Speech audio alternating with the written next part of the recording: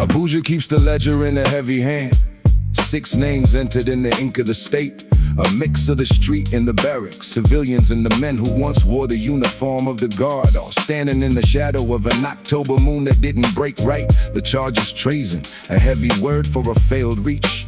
A coup that never breathed, never saw the light. Now the state is measuring the weight of the reach. The story's simple if you read it from the top, but the momentum of a nation doesn't just stop. The law is a blueprint, drawn to keep the ceiling high. But sometimes the architecture is just a way to hide the sky. Nigeria's caught the geometry of the code, keeping the new from breaking through the old.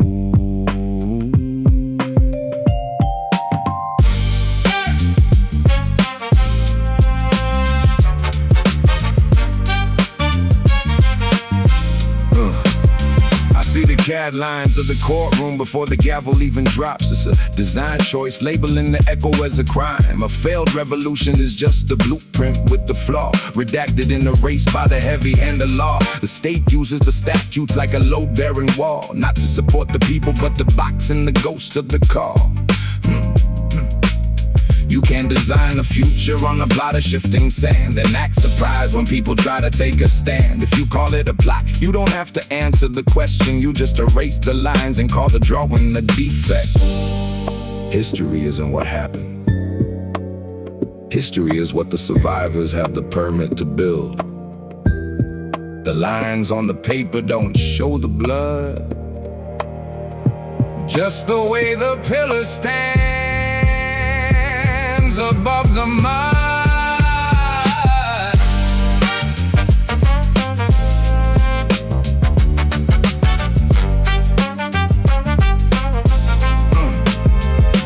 6 men in the dock, but the whole country is in the room, watching the ink dry on a story they already know. You can't charge a dream with the capital crime without admitting the rot in the fabric of the time. I've been watching the pattern since before I could speak.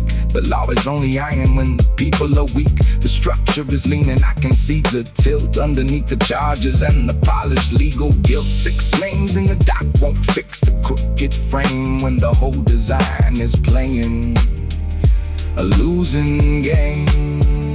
The mortar is drying, the cage is measured, the structure holds until the foundations fail.